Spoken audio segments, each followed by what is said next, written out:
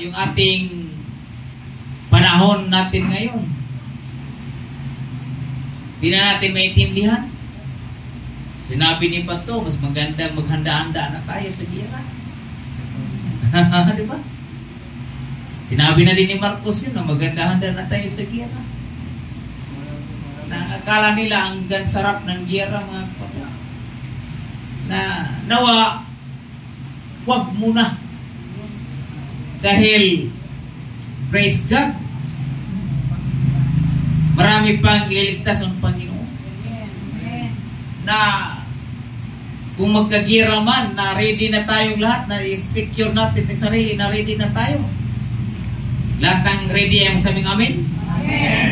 Praise God, handa na tayo sa pagbabalik ng ating Panginoon. Kaya nga, nandito tayo mga kapatid, i-exercise natin yung ating sarili na maging handa tayo sa pagbabalik ng ating Panginoon. Maging right yung heart natin, yung ating spirit, yung ating mind, ang ating soul, mga kapatid. Dahil nalalaman natin, mga kapatid, na kung wala talaga ang Diyos sa buhay natin, wala talaga tayong magagawa. Amen. Kaya nga, nandito tayo, mga kapatid, para sigurado yung ating kaluluwa, mga kapatid. Ano mga mangyari sa mundong ito, handa tayo sa pagbabalik ng Panginoon. Praise the Lord! Hallelujah! Amen.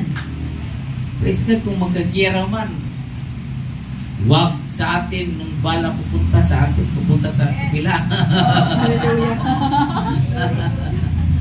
Praise God. Pag may bomba, lilihis, mga kapatid. Amen. Hallelujah. Praise God. Dahil protektado tayo ng Panginoon. Amen. Tingnan mo yung bansang Israel. Yung taga-Iran, taga-Palestinian, yung bala, mga kapatid, yung mga bomba pupunta sa Israel. Ang Israel, ang liit lang ng bansa yan. Pinaikutan ng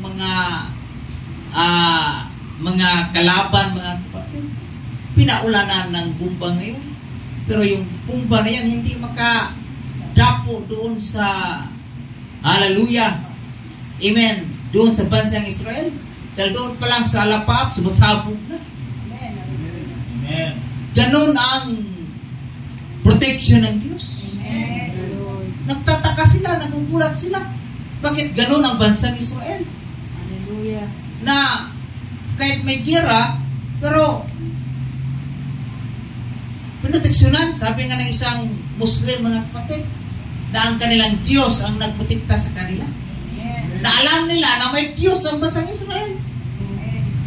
Kaya tayo, mga kapatid, di man tayo tinatawag na dugo natin Israelites, pero spiritual, we are the Israelites, mga kapatid, spiritually.